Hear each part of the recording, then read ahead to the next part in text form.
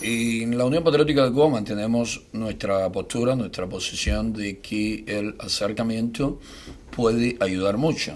Lo que sí siempre dijimos y continuamos diciendo es que el proceso de acercamiento no puede significar nunca es decir, una postura debilitada de Estados Unidos ante el régimen cubano en los temas que tienen que ver con los derechos humanos. Es decir, creemos que deben mantener el proceso de acercamiento, pero que debe ir acompañado de las necesarias y claras críticas al exceso de las violaciones a los derechos humanos que vienen ocurriendo en Cuba. Y me explico por qué. Este proceso nos ha ayudado en cierta medida a que podamos avanzar, y lo hemos logrado en el último año de una manera mucho más visible, palpable, que lo que se puede hacer con la política anterior. La política de cero relaciones, aislamiento total, nos ayuda menos a trabajar con la población y a visualizar ante el mundo la situación que vivimos en Cuba y la lucha que desarrollamos a favor del cambio político, a favor del respeto a los derechos humanos, a favor de las libertades fundamentales del cubano. Lo que el régimen, precisamente atemorizado ante el incremento del activismo opositor por las calles cubanas, ante el incremento del descontento popular, obvio que la única fórmula que tiene para responder es mayor represión. ¿Qué puede hacer Estados Unidos y qué puede hacer la Unión Europea en este momento para ayudar más a los opositores cubanos y al pueblo en general? No solamente negociar, no solamente continuar con el proceso de acercamiento, sino criticar abiertamente, porque estamos convencidos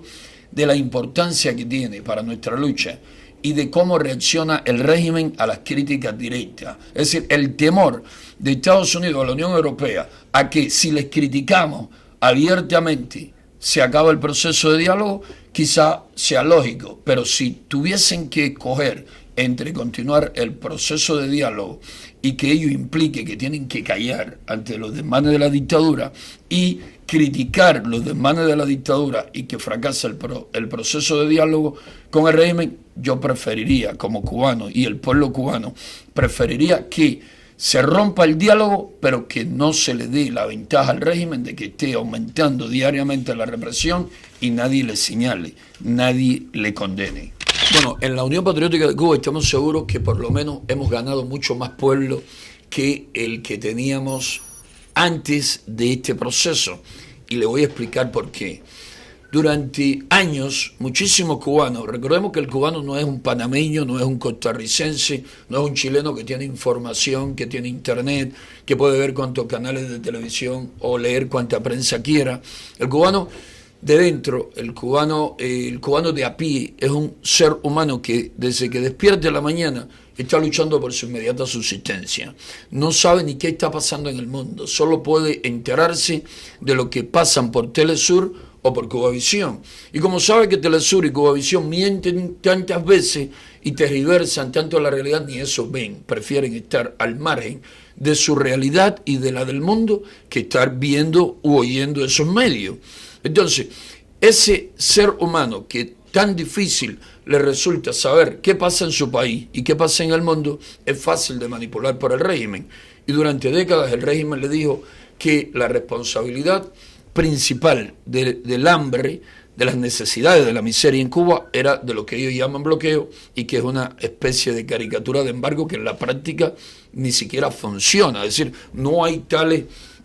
medidas restrictivas que de verdad pongan al régimen en una situación difícil. El régimen más bien lo ha estado utilizando como justificación para su incapacidad, su ineficiencia, para sus graves errores en materia económica. Es cierto que ahora le conviene muchísimo que Estados Unidos le suspenda el embargo y que tengan créditos fáciles para endeudarse también con Estados Unidos como se han endeudado con el resto del mundo y luego no pagan porque no tienen cómo pagar, porque usan los recursos que reciben principalmente para represión, para propaganda, para robar, para engordar, acrecentar sus cuentas en el extranjero para sus hijos, para sus nietos, para sus amantes, para los suyos, ¿no? Es cierto que en eso andan, y más en medio de la situación crítica que vive Venezuela. No prosperan con una economía de corte soviético como la que nos han impuesto. Los pueblos para prosperar necesitan de libertades económicas, de libre mercado. Y Obama lo dice de una manera tan clara, tan precisa, que millones de cubanos se dijeron de inmediato, que estaban todavía medio dudosos, medio confusos, quién es el culpable, quién es el que me hace de verdad daño. Dijeron, este no es el que me hace daño a mí, este está ofreciendo soluciones para mi grave problema, y entonces ven a un Raúl Castro y luego a un Fidel Castro aferrado a sus políticas de siempre, y encima de eso Fidel Castro aparece diciendo que de los Estados Unidos no necesitamos nada. Hasta los militantes del partido decían, no necesitará él, que tiene de todo, pero el pueblo sí necesita y queremos que Estados Unidos nos ayude. Todo proceso de negociación se sabe que uno pide lo máximo que necesita, obvio. En un caso como este, y siendo realista, uno no espera que va a conseguir posiblemente ni siquiera la mitad de lo que está exigiendo, porque sabemos que el día que el régimen deje de ser represivo, el régimen termina en una semana. Ahí hay 11 millones de cubanos que el día que sepan que no le van a golpear, que no lo van a asfixiar económicamente hasta llevarlo a no tener ni siquiera con qué alimentar su familia, es decir, expulsándolo del centro de trabajo, hostigándolo, persiguiéndolo de mil maneras, que no le van a encarcelar, que no le van a causar problemas, que no le van a hacer la vida imposible, pues esos 11 millones de cubanos terminan poniéndole fin a la dictadura en cuestión de días. Y como el régimen está más claro que nadie, ellos son quienes más informaciones tienen de hasta dónde el descontento. Nosotros mismos, los opositores, por más que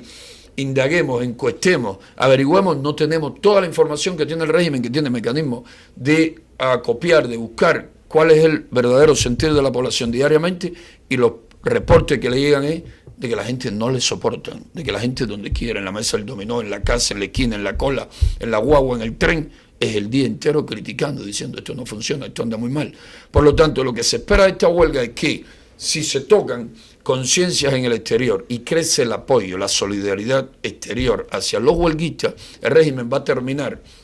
enviando a alguien a hablar con Fariña principalmente y a proponerle que se suspende la huelga, o que por lo menos ya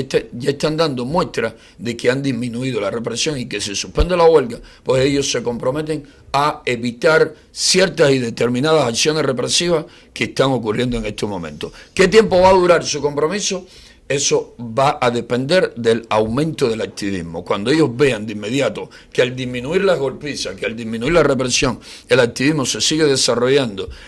cada vez más amplio, cada vez más fuerte, pues van a violar su compromiso momentáneo para salir de una situación difícil con los huelguistas y las presiones internacionales que se le pongan, y van a volver a reprimir. ¿Quiénes serán los que llaman la atención nuevamente o de qué manera se haga? Ya veremos cómo suceda, pero es un proceso que obliga constantemente a sacrificios, a esfuerzos supremos, los mayores sacrificios, para poder llamar la atención e ir contrarrestando la represión que intenta impedir el crecimiento del activismo prodemocrático por toda la isla.